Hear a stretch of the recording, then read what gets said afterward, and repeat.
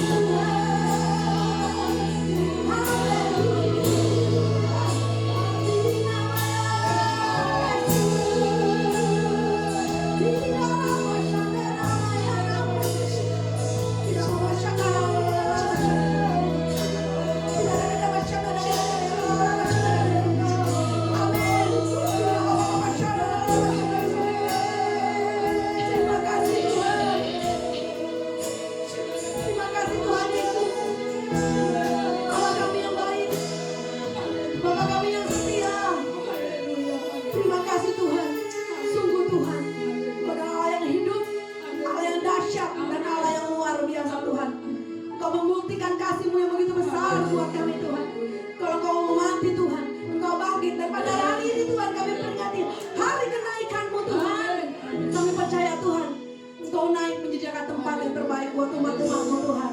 Terima kasih buat semua karya-Mu yang dahsyat dan luar biasa Tuhan. Terima kasih buat penyertaan-Mu Tuhan. Sepanjang waktu kami Tuhan. Setiap detik Tuhan, setiap jam tidak pernah Kau meninggalkan kami Tuhan. Terima kasih Tuhan. Sungguh kami bersyukur memiliki Allah yang luar biasa seperti Engkau Tuhan. Sungguh kami bangga Tuhan memiliki Allah yang dahsyat Tuhan. Sungguh Tuhan, kami menaikkan syukur kami hanya kepada-Mu Tuhan. Karena hanya Engkau Bapa yang patut kami sembah dan kami tinggikan Tuhan. Engkau Allah di atas segala Allah Tuhan. Engkau Raja di atas segala Raja Tuhan. Tidak Allah lain seperti Engkau Tuhan. Terima kasih Bapa. Terimalah setiap pujian dan penyembahan kami Tuhan. Biar semuanya itu boleh naik dan menyenangkan hati-Mu Tuhan. Urapi kami Tuhan. Penuhi kami dengan Roh Kudus-Mu Tuhan. Lawat kami Tuhan. Tidak ada satu orang pun yang terlewat daripada kami Tuhan, dari jamahan-Mu Tuhan. Kami percaya Tuhan, pemulihan Tuhan, pengurapan Tuhan, pemenuhan Roh Kudus-Mu Tuhan boleh nyata dalam kehidupan kami Tuhan. Dalam nama Yesus terjadilah dalam kehidupan kami Tuhan. Terima kasih Bapa. Kalau kami juga rindu Tuhan mendengarkan firman-Mu Tuhan. Urapi kami Tuhan. Persiapkan tanah hati kami Tuhan untuk menjadi ladang-ladang yang subur Tuhan. Agar siap benih firman-Mu Tuhan boleh tumbuh dan berbuah menghasilkan buah-buah yang manis untuk kemuliaan nama-Mu Tuhan. Terima kasih Tuhan. Urapi kami semua Tuhan. Terlebih hamba-Mu Tuhan yang sebentar menyampaikan firman-Mu Tuhan. Kau pakai hamba-Mu Tuhan agar semua yang diperkatakan Tuhan semua berasal daripada Tuhan. Terima kasih Bapa. Di dalam nama Tuhan Yesus kami siap memuliakan Engkau. Di dalam nama Tuhan Yesus kami siap mendengarkan suara-Mu Tuhan. Di dalam nama Tuhan Yesus kami berdoa dan bersyukur. Haleluya. Semua percaya katakan amin. Haleluya. Berikan suara kembali buat Tuhan kita. Amin. Haleluya. Silakan duduk Bapak Ibu Saudara. Tuhan Yesus sudah memberikan kuasa buat kita. Amin. Silakan duduk Bapak Ibu Saudara. Kita akan nyanyikan pujian ini. Saya persilakan dan bertugas. Amin.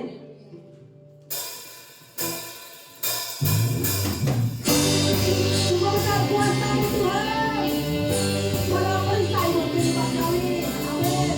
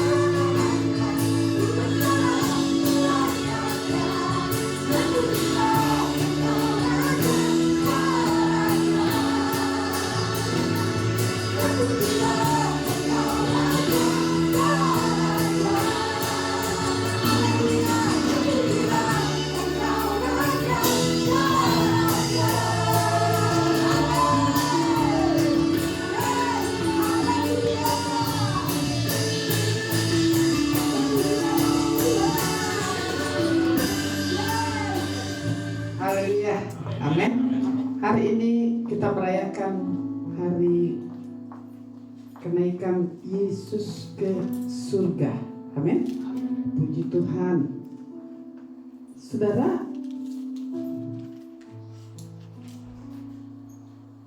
yang naik ke surga, saudara Henokh diangkat Allah, hanya kita lihat sejarah di Alkitab. Begitu juga Elia. Tetapi berbeda dengan naiknya Yesus ke surga, karena dalam Yohanes 16 ayat 5 sampai 7 dikatakan, namun benar dikatakan di situ, lebih berguna dia naik ke surga supaya Roh Kudus itu diturunkan. Kenaikan Yesus ada dampaknya bagi jemaat, bagi gereja, ada gunanya bagi sesama manusia. Kenapa? Yesus berasal dari surga. Dan Yohanes 8 ayat 23 disebut, aku bukan dari dunia tetapi dari atas. Yohanes 14 sudah tahu tadi, surga adalah tempat Allah Bapa, tempat Yesus dan tempat kita umat-umatnya. Berarti apa yang Yesus katakan tentang surga pasti benar. Haleluya. Surga itu memang benar-benar ada. Surga benar-benar tersedia bagi kita. Semua ini adalah sesuatu yang bersifat tempat, meskipun di dalam roh sesuatu untuk yang akan datang, ada satu pengharapan. Saudara-saudara, pada saat ini kita lihat menarik tentang kenaikan Yesus. Kita akan baca nanti kisah 1, tetapi saya katakan dulu, Yesus mengetahui bahwa dia akan pergi meninggalkan murid-muridnya dalam dunia ini setelah kebangkitannya dari antara orang mati akibat penyaliban. Yesus mengetahui masa depan setiap umat manusia. Amin. Bukan selamanya kita di sini, tapi kita pewaris tata kerajaan surga. Karena itu jangan ragu melihat masa depan, asalkan kita bersama dengan Yesus. Kemudian Yesus tahu situasi dan kondisi di surga dalam perkataan di dalam Yohanes 14, di rumah Bapakku banyak tempat tinggal. Artinya sebelumnya Yesus pernah berada di surga. Haleluya. Sebab Yesus dan Bapa adalah satu dalam Yohanes 10:30. Yesus ternyata punya otoritas atau kuasa untuk menentukan siapa saja yang akan masuk ke dalam rumah Bapa, surga. Dalam perkataan, aku pergi ke situ, ke rumah Bapa, untuk menyediakan tempat bagimu. Artinya Yesus sebenarnya punya surga. Haleluya. Amin. Kita lihat bahwa kandungan Maria itu dari Roh Kudus. Dan kemudian sesudah itu ada pengharapan Yesus akan kembali.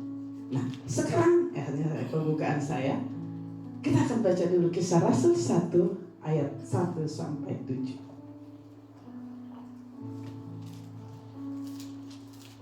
Kisah Rasul 1 ayat 1. Terima kasih Bapak Pendeta Edi Soeharto yang memberikan kesempatan, kepercayaan kami untuk melayani di tempat ini.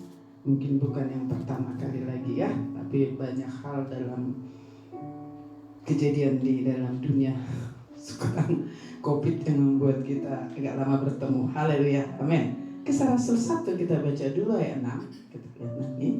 Tentu saudara sudah tahu. Maka bertanyalah mereka yang berkumpul di situ, Tuhan, maukah engkau pada masa ini memulihkan kerajaan bagi Israel? Jawabnya, engkau tidak perlu mengetahui masa dan waktu yang ditentukan Bapa sendiri menurut kuasanya. Tetapi kamu akan menerima kuasa kalau Roh Kudus turun ke atas kamu, dan kamu akan dalam menjadi saksiku di Yerusalem dan di seluruh Yudea dan Samaria dan sampai ke ujung bumi. Kemudian dikatakan lagi, sesudah ia mengatakan demikian, terangkatlah ia disaksikan oleh mereka dari awal menutupnya dari pandangan mereka. Haleluya, sampai di situ dulu. Karena nanti ada malaikat yang berkata, kenapa terus kau melihat ke langit, yang terangkat ke surga, begitu dulu dia kedatangannya nanti yang kedua kali. Nah, saudara, saya katakan tadi Yesus berasal dari surga.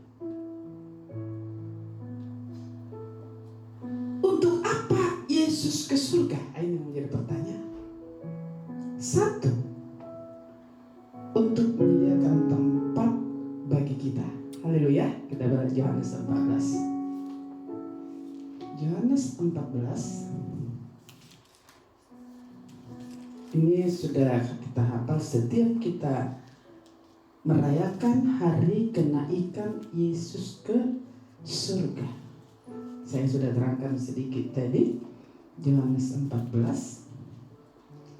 Janganlah gelisah hatimu, percayalah kepada Allah, percayalah juga kepadaku. Di rumah Bapakku banyak tempat tinggal.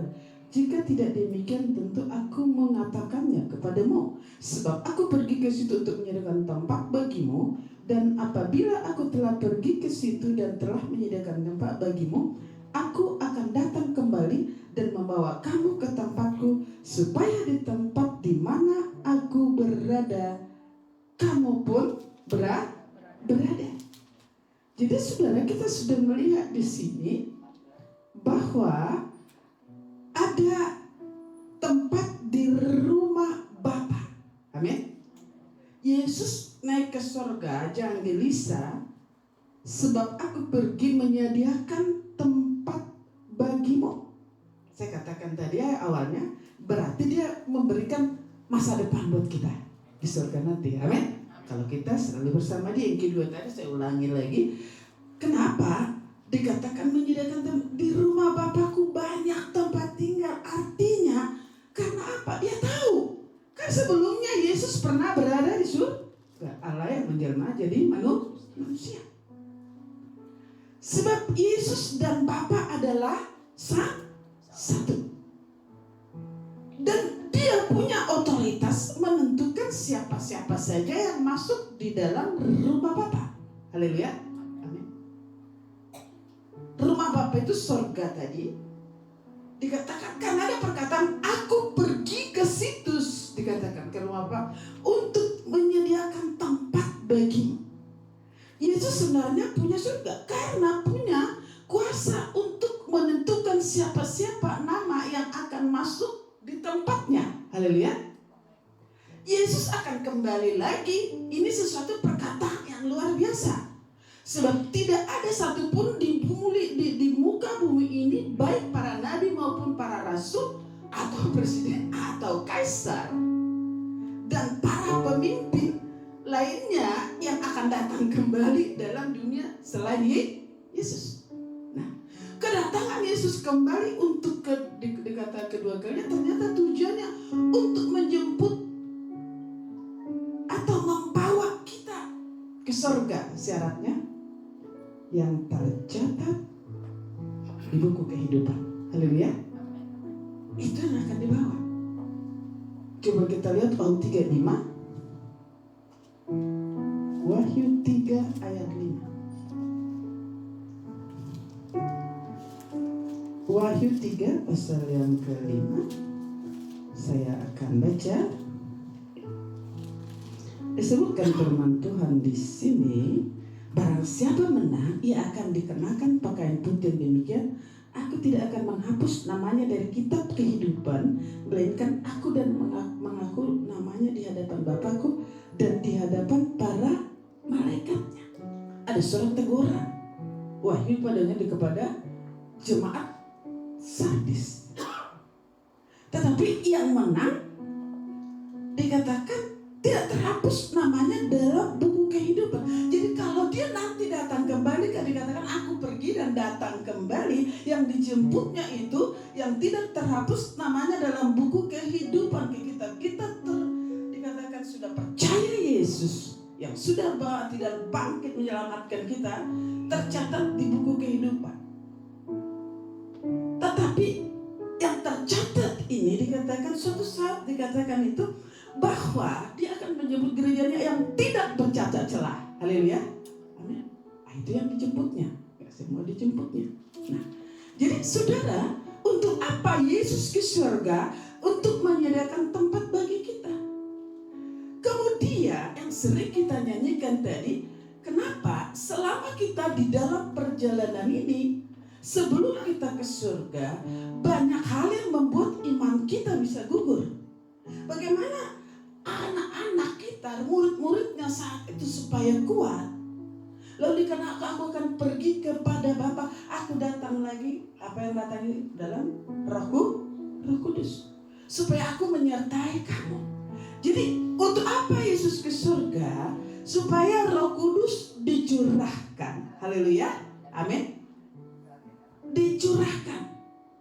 Yohanes 16 ayat 5 sampai 7 kita baca. Tadi menyediakan tempat, sekarang Roh Kudus dicurahkan. Yohanes pasal 16 ayat 3 sampai 7. Mungkin saudara sudah sering, tetapi saya percaya firman Tuhan itu tetap baru. Firman yang hidup itu. Yohanes 16 ayat 5 dikatakan sampai 7 atau mulai ayat 4b, tidak masalah.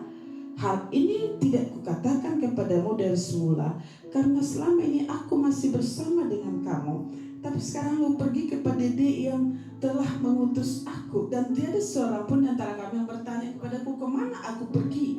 Tetapi karena aku mengatakan hal ini kepadamu, sebab itu hatimu berduka cita. Namun benar yang kukatakan ini kepadamu adalah lebih berguna bagi kamu jika aku pergi, sebab jikalau aku tidak pergi, penghibur itu tidak akan datang kepadamu. Tetapi jikalau aku pergi, aku akan mengutus Dia kepadamu. Haleluya. Untuk apa Yesus naik ke surga? Menyediakan tempat bagi kita di surga. Dia punya otoritas menentukan siapa yang ke surga. Dan Dia katakan, aku akan datang kembali menjemput, supaya kamu berada di tempat aku berada, di rumah Bapakku. Lalu selama kita berada di dalam dunia ini, memang betul punya pengharapan kita, ada masa depan kita di surga. Caranya bagaimana? Banyak hal yang membuat kita lemah, banyak hal yang membuat kita tidak mampu. Tetapi firman Tuhan katakan, Dia naik ke surga, tapi Roh Kudus itu akan dicurahkan kepada umatnya. Dia penghibur itu akan datang. Jadi Dia pergi, tapi penghibur itu akan datang. Kalau disebutkan di dalam Yohanes 14, penghibur itu atau penolong itu adalah Roh kebenaran. Amin. Yohanes 14 ayat 15. Jikalau kamu mengasihi aku, kamu akan menuruti segala perintah. Aku akan minta kepada Bapa, dan Ia akan memberikan kepadamu seorang penolong yang lain, supaya Ia menyertai kamu selama-lamanya, itu Roh kebenaran. Dunia tidak dapat menerima Dia, sebab dunia tidak melihat Dia dan tidak mengenal Dia, tetapi kamu mengenal Dia, sebab Ia menyertai kamu dan diam di dalam kamu. Haleluya. Bapa, Anak, dan Roh Kudus, mereka adalah satu. Nah, jadi Dia pergi ke surga, tetapi saudara, perlu kekuatan kita di dalam dunia ini, perlu penyertaan Tuhan. Dikatakan ayat 15, kalau kamu mengasihi aku, kamu menuruti segala perintahku. Ayat lain katakan, berat sekali menuruti firman Tuhan. Tapi kalau kita cinta kepada Dia, kita akan lakukan itu, walaupun mungkin banyak tantangan, banyak ejekan. Tapi saya cinta Yesus. Haleluya. Dan apa yang membuat kita bertahan? Karena Roh penolong itu yang menuntun kamu kepada kebenaran. Amin. Jangan katakan dipenuhi Roh Kudus kalau kita tidak bisa melakukan kebenaran. Kenapa saya katakan begitu? Di kampung saya ada perebutan tanah. Antara tanah nenek moyang, namanya juga tidak ada sertifikat. Saya ingat saya juga pernah kami mengelola itu, tapi diizinkan kosong. Entah kenapa kosong, ternyata ada satu kampung merebut. Yang lucunya, yang sering, yang ikut menggarap ya namanya ya, sampai sekarang masuk di pengadilan, malah banyak perkaranya udah ditangani polisi. Yang ini, yang datang ini, saudara tahu, orang yang selalu bernyanyi Roh Kudus. Haleluya. Tapi Roh Kudus menuntut pada kebenaran. Tetapi selalu haleluya, puji Tuhan, haleluya, dan bersorak-sorak.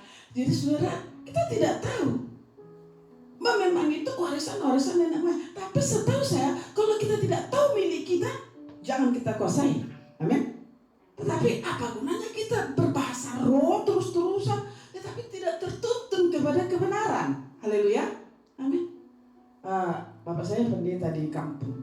cerita kakek saya pendeta di satu gunung di dekat gunung di Belige, karena saat itu di kota belum diterima Pengster namanya,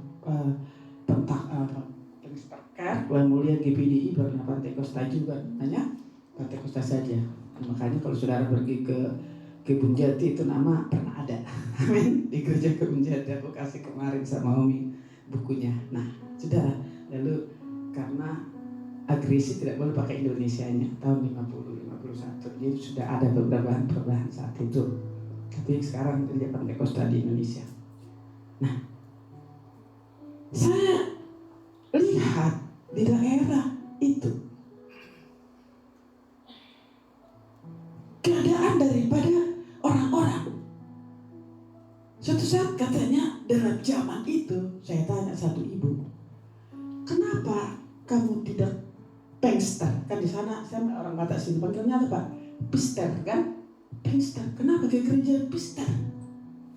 Karena namanya dulu Pengster zaman Belanda.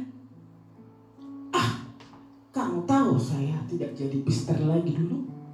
Saya lihat si ibu ini berbahasa roh, haleluya. Besoknya di sawah berkelahi karena soal air kemana? Rebutan air, amin. Ributnya maki-maki segala macam, padahal baru berbahasa-bahasa malamnya. Haleluya. Roh itu menuntun kepada kebenaran. Amin. Saudara, saya senang dengan kita tadi. Haleluya. Puji Tuhan. Dan saya percaya pulang dari sini pun Roh Kudus menuntun kita melakukan kebenaran. Amin. Siapa? Yohanes Mazmur itu 24. Siapa boleh naik ke gunung Tuhan? Siapa yang bisa menyembah Dia? Orang yang suci hatinya dan tangannya bersih. Jadi saudara, inilah sekarang yang kita minta Roh Kudus urapi saya, dan Roh Kudus itu mengurapi kita bukan seperti kita pamerkan seperti dapat piala hadiah Oscar yang kita banggakan kemana-mana. Saya Roh Kudus sudah diurapi saya sudah berbahasa roh. Saya percaya salah satu buah Roh Kudus itu rendah hati. Amin. Dan terlihatanlah karena dikatakan aku akan menyertai kamu dan diam di dalam kamu. Diam, terlihat Yesus ada di dalam kita lewat apa? Terlihat Roh Kudus ada di dalam kita lewat apa? Lewat kelakuan kita. Haleluya. Amin. Jadi kamulah surat Kristus yang terbuka. Amin. Jadi saya katakan kepada yang di kampung itu, ya untuk percuma, haleluya, glory, puji Tuhan segala macam. Tetapi ada karapan tanah ngikut-ngikut, dia nggak tahu tanahnya dan tidak. Firman Tuhan saja mengatakan hanya memindahkan patok aja berbahaya. Di mana-mana ada tanah kosong. Kalau kita tidak mau tahu milik kita, apa tidak, lebih baik ngontrak apa-apa dipetakan. Haleluya. Amin. Karena kita anak Tuhan. Di dalam kita ada Roh Kudus. Amin. Dan Roh Kudus itu menuntun kamu kepada kebenaran. Puji Tuhan. Itulah gunanya supaya bisa nanti kita naik ke surga. Karena dikatakan Dia sediakan surga buat kita. Kalau kita tidak lakukan kebenaran, bagaimana kita mau ke surga nantinya? Bagaimana mau tercatat nama kita di surga? Dia akan jemput kita yang kedua kali. Dia ingin gereja itu gereja yang tidak ada cacat dan celahnya. Haleluya. Tapi dalam perjuangan masih berdoa. Sudah tidak katakan pendeta tidak ada dosa. Ada. Tapi janganlah dosa yang menjadi hobi. Haleluya. Nah, ada kan dosa itu hobi. Nah, tapi kita telah minta ampun sampai hari darah Yesus masih menyucikan dosa kita. Tapi jangan ulang-ulang lagi karena kemurahan Tuhan. Tetapi hendaklah kita mati terhadap keinginan dosa. Saya kemarin ada baca-baca di grup Toba, ada satu pendeta YouTuber yang terkenal. Orang Batak, ada namanya itu orang kenal. Yang tantang dia saudaranya dokter, sama-sama pintar. Jangan kedengar-dengar itu pendeta terkenal kalau nunduk aja itu masuk di berita grup Toba. Keluarganya jadi bawa ke perkara katanya. Rumah orang tuanya dibikin tempat binatang, banyak perkara-perkara. Dia bilang, udah jangan tunjukkan aib keluargamu di sini, kata orang.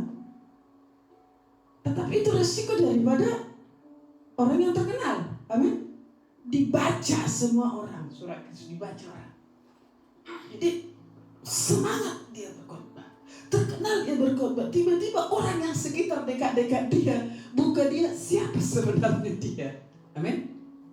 Entah benar dan tidak, tapi sampai sekarang itu masih. Kalau kau mau pergi ke kampungnya. Bagaimana dengan orang tuanya hubungannya? Bagaimana dengan ini sampai sakit-sakitan juga dia tidak tahu segala macam. Berarti harus surat Kristus yang terbuka. Lalu ada yang bilang ini, memang ada yang mengatakan kalau pendeta mau buat khotbah harus jangan hanya tahu firman, tapi harus jadi pengalaman dulu. Terus saya akan sedikit komen. Jadi yang dilakukannya itu yang dikhotbahkan. Betul, tapi nggak selalu. Aku bilang, oh nggak bisa, harus dia jadi contoh. Nah, udah pernah nggak pendeta ke surga? Ya belum. Kok pas surga kan belum pengalaman ke surga, hanya Yesus ke surga. Artinya ada iman, pengharapan dan kasih. Bukan harus kita pengalaman ke surga dulu baru pendeta bisa berkhotbah surga. Karena firman itu pedang bermata dua menusuk amadar, menusuk kita dan menusuk jemaat. Dan dikatakan kita dituntun kepada kebenaran, masih dituntun. Haleluya. Bukan berarti seenaknya pendeta, ya semua berdosa lalu lakukan segala. Dia juga harus, bukan hanya pendeta dan jemaat juga harus jadi berkat. Amin. Terlihat roh itu ada di dalam kita. Terlihat Yesus itu ada di dalam kita lewat perangai kita. Haleluya. Amin. Lewat perangai kita. Di kampung saya dulu, kalau berkelahi, bahasa Bataknya berbeda. Hobinya tahu nggak kalau berkelahi? Harus ditonton orang, harus keluar dia ke rumah sana, mulai teriak-teriak dari rumah ke rumah. Kenapa berkelahi harus di halaman? Aku bilang lebih puas. Ternyata baru aja haleluya puji Tuhan segala macam. Jadi banyak yang korban. Karena tidak jadi berkat. Amin. Semua kita pernah salah paham, tetapi tidak harus diumumkan. Amin. Di halaman. Begitu. Kemudian Roh Kudus itu menuntun kebenaran. Kita kembali kepada Yohanes 14, disebut dia penghibur ayat 25. Semuanya itu kukatakan kepadamu sebagai lagi aku berada bersama dengan kamu. Tetapi penghibur itu yaitu Roh Kudus yang akan diutus oleh Bapa dalam namaku. Dia akan mengajarkan segala sesuatu kepadamu, akan dan mengingatkan kamu akan semua yang telah kukatakan kepadamu. Jadi Roh Kudus mengajar. Amin. Jadi murid-muridnya dikatakan kalau penghibur itu datang, kami sudah mau ke surga. Tapi roh penghibur itu mengajarkan apa yang katakan, dan disebutkan di sini mengajarkan kamu. Disebut dia akan mengajarkan segala sesuatu kepadamu dan akan mengingatkan kamu akan semua yang telah kukatakan kepadamu. Jadi pernah nggak saudara alami? Kita kadang-kadang banyak saat tiba-tiba udah mau putus asa saudara, Tuhan ingatkan firman Tuhan itu Roh Kudus. Amin. Saya sudah mengalami sesuatu yang berat, seolah-olah nggak tidak mampu lagi. Tiba-tiba Tuhan ingatkan, diajarkan. 1 Korintus 10 ayat 13. Tuhan tidak memberi beban yang tidak bisa kau pikul. Sehingga kita tidak putus asa. Haleluya. Jadi mengajarkan. Roh Kudus itu mengingatkan perkataan-perkataan. Jadi menyertai, ada di dalam kita, menuntun pada kebenaran, menyertai. Haleluya. Jadi untuk apa Yesus datang ke surga? Untuk menyediakan tempat bagi kita, supaya Roh Kudus dicurahkan dan Roh Kudus menyertai kita. Roh Kudus ada di dalam kita. Roh Kudus juga mengajarkan kita. Bahkan di dalam Yohanes 16 disebutkan dia menginsafkan dunia akan dosa. Yohanes 16, coba ulangi lagi ayat yang ke-8. Dan kalau ia datang, ia akan menginsafkan dunia akan dosa, kebenaran dan penghakiman. Sadar kita, disadarkan kalau kita salah, langsung ada disadarkan, disadarkan dosa. Oh, saya salah tadi. Haleluya. Amin. Suatu saat saya berbohong. Tiba-tiba aku ingat kabar bohong itu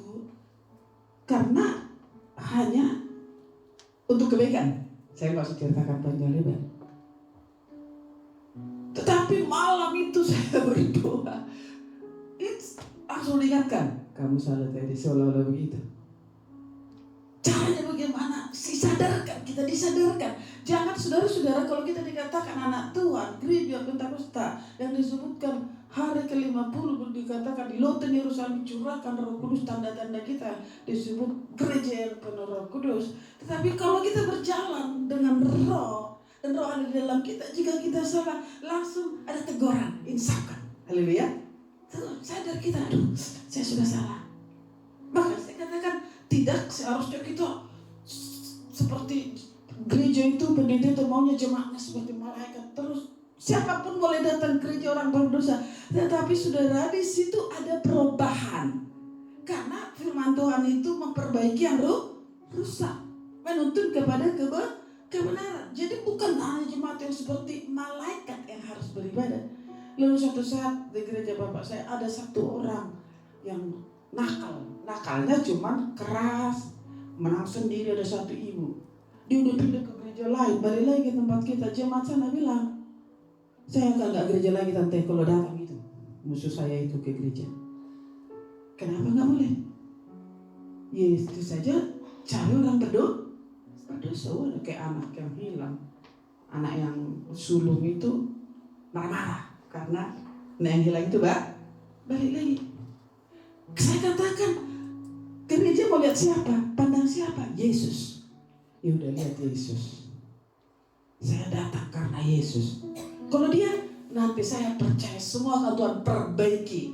Amin. Yang ribet diperbaiki di gereja. Jangan gara-gara di situ nggak suka kita dengan sifatnya, lalu kita nggak datang. Tuhan sanggup memperbaikinya nantinya. Haleluya. Jalan aja. Tapi sekarang ini sudah mulai akrab mereka. Sudah mulai ada sedikit kikis-kikis yang tidak benar itu. Amin. Tuhan sanggup. Jadi kalau kita mengatakan di situ ada yang nggak suka aku, lalu kita pindah ke sana, di sana juga ada yang kayak seperti itu, di sana juga ada yang begitu. Lama-lama kita mutar-mutar nantinya. Berdoa, Tuhan gereja kami percaya yang ribet, yang sudah kayak benang kusut pun sanggup Tuhan memperbaikinya. Haleluya. Kita dituntun kepada kebenaran. Amin. Karena belum benar. Dituntun kepada kebenaran. Jadi saya percaya Roh Kudus itu dicurahkan. Saya percaya jangan takut, Tuhan menyertai kita. Kita akan kuat di tengah-tengah kita yang terjepit beribadah. Jangan sampai dikatakan tidak ada lagi, ampun bagaimana Tuhan sertai saya. Roh itu ada di dalamku. Haleluya. Amin.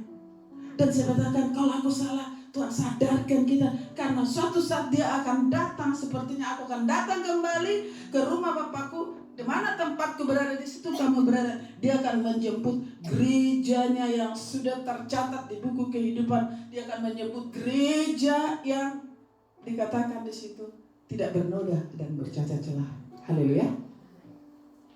Dan dituntun kita kepada kebenaran. Tuhan tuntun saya hari ini, saya bilang. Jadi saya percaya saat ini Yesus mau tolong kita perbaiki kehidupan kita. Hamba-hamba Tuhan pun kami bukan berarti seperti malaikat. Ada kalanya kami salah. Makanya Paulus pernah berkata, doakanlah kami. Dia doakan pendeta. Haleluya. Ada kalanya ada kekurangannya juga. Tetapi semua akan diikat oleh kasih daripada Tuhan. Karena Roh Kudus itu menuntun kita kepada kebenaran. Amin. Haleluya. Kemudian saudara sudah tak perlu saya katakan lagi. Kita katakan sudah tadi supaya Roh Kudus dicurahkan, Kisah 1 ayat 5. Dan di dalam ayat 5 dikatakan di sini bahwa tunggu di Yerusalem sampai kau diperlengkapi dari kekuasaan yang tanpa tinggi. Saya lengkap sedikit lagi, waktu sudah saya ini. Kisah 1:45 sama dengan Lukas 24. Jadi rupanya Roh Kudus itu dicurahkan supaya kita diperlengkapi dengan kuasa. Kamu akan menerima kuasa kalau Roh Kudus turun ke atas kamu, kata Kisah Rasul 1. Tapi saya akan hubungkan Kisah 1 ayat 45 itu dengan Lukas 24. Dan itu sudah sering saudara dengar, hanya melengkapi saja. Di dalam Kisah Rasul 1 Ya. 4.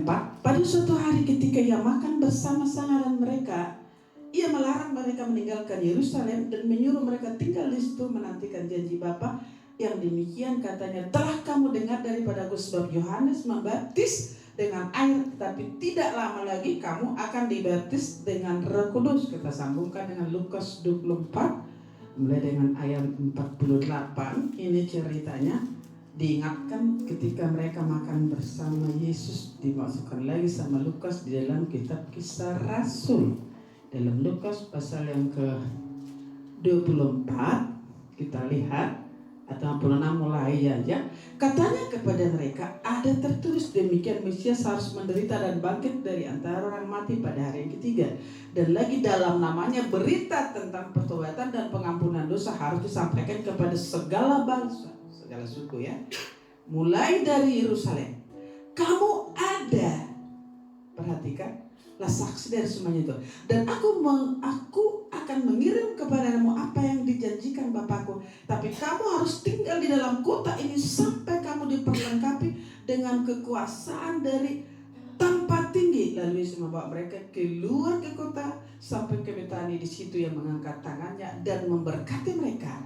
Dan ketika sedang memberkati mereka, berpisah dari mereka dan terangkat ke surga. Mereka sujud menyembahnya.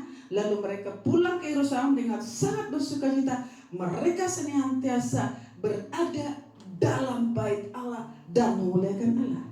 Haleluya. Setiap perpisahan sebenarnya mempunyai kesedihan, tetapi perpisahan dengan Yesus itu membawa sukacita.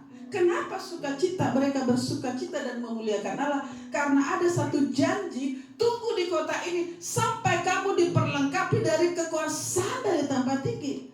Sehingga mereka dari Bukit Zaitun pergi ke Yerusalem. Dan di loteng Yerusalem pun mereka menantikan janji Bapa, yaitu Roh Kudus itu. Ada perlengkapan. Diperlengkapi dari kekuasaan yang dari tempat tinggi.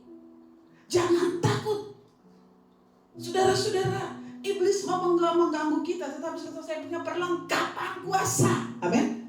Bahkan dikatakan Roh Kudus itu juga dicurahkan supaya kita menjadi saksinya, seperti Kisah Rasul 1 ayat 8. Di Yerusalem, Yudea dan Samaria, tempat terdekat dulu, karena saat itu di Yerusalem jadi bersaksi lingkaran kecil, lingkaran besar. Lalu jadi sebelum bersaksi menginjil ke Ethiopia, di terdekat di mana? Di rumah dulu. Haleluya.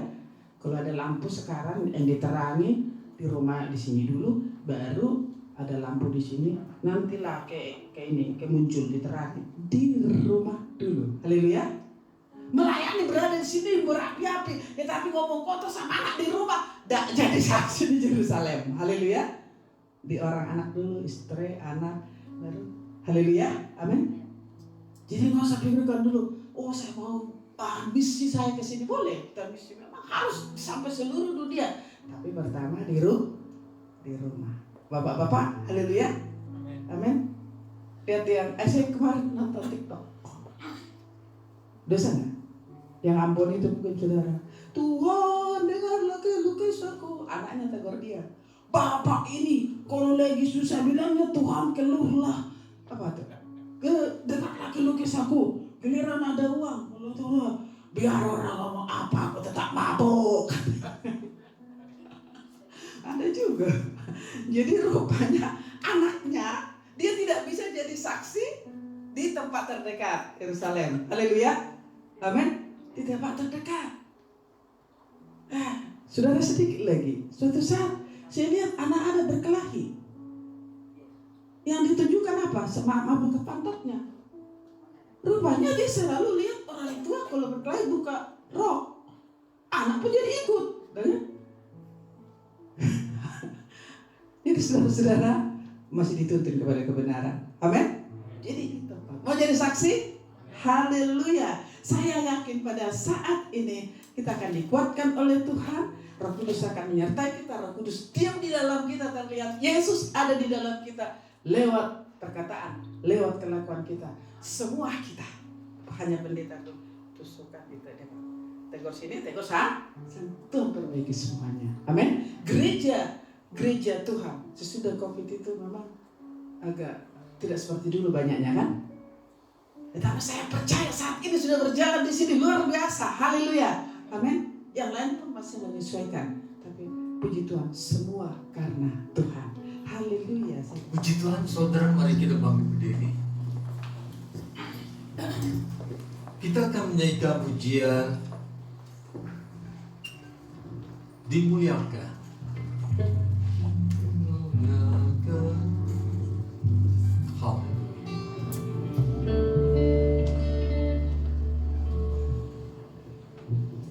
Dia yang naik ke surga, dia harus kita muliakan.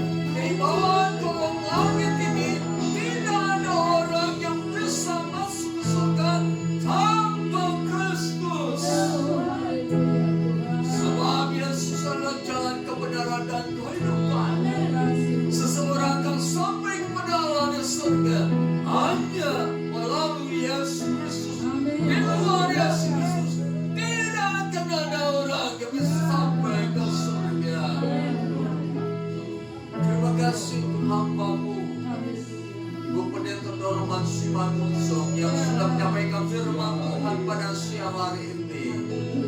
Diberkatilah akan segenap kehidupan pribadi, keluarga dan juga jemaat yang digembalakannya. Apapun yang dia rencanakan dalam pelayanan maupun kehidupan pribadinya, kami mohon dijadikan berhasil oleh Tuhan. Dia akan terus naik dan bukan turun. Dia akan menjadi kepala dan bukan ekor. Apapun yang diberkati oleh Tuhan. Terima kasih Tuhan, terpuji nama Tuhan. Biarlah melalui peristiwa kenaikan Yesus ke surga, kami semakin dikuatkan. Kami tidak akan digoyahkan oleh pengajaran-pengajaran yang lain yang akan membawa kami keluar daripada Kristus. Namun kami tetap akan tinggal terus di dalam Yesus Kristus. Terima kasih Tuhan, terpuji nama Tuhan. Kami berdoa bagi setiap anak-anakmu yang sudah berbagian dalam pelayanan di peribadatan ini. Mohon pakai mereka terus, dan biarlah di dalamnya juga Tuhan dipermuliakan. Terima kasih Tuhan, terpuji nama Tuhan. Kami serahkan kebaktian hari Minggu esok ke dalam tangan Tuhan. Biarlah Roh Kudus juga yang akan memimpin kami, mengurapi kami hamba-hambamu yang akan melayani, mengurapi dan memenuhi juga kami sidang Jumat di tempat ini, sehingga kami menjadi orang-orang yang hidup di dalam kebenaran, karena Roh Kudus yang mengajar kepada kami hidup dalam kebenaran. Terima kasih Tuhan Yesus untuk pimpinan Tuhan dalam peribadatan ini. Biarlah segala sesuatunya hanya Tuhan juga yang dipermuliakan. Kami berdoa bagi jemaat di tempat ini ya Tuhan. Biarlah buat kuasa Tuhan yang selalu beserta dengan kami. Dan Engkau Immanuel akan terus mengajari kami agar kami terus hidup berdasarkan kebenaran firman Allah. Kami mendengar dan melakukan firman Allah. Terima kasih Tuhan. Sebentar kami akan kembali ke rumah kami masing-masing. Kami mohon Tuhan beserta dengan kami semua. Terpuji nama Tuhan. Saudara yang kasih dalam nama Yesus Kristus, terimalah damai sejahtera anugerah berkat Allah, cinta kasih Yesus Kristus, kekuatan pengibaran pertolongan dari Allah Roh Kudus beserta dengan kita mulai saat ini sampai kedatangan Yesus Kristus yang kedua kali ke dalam dunia ini. Dalam nama Tuhan Yesus kami berdoa. Haleluya. Amin.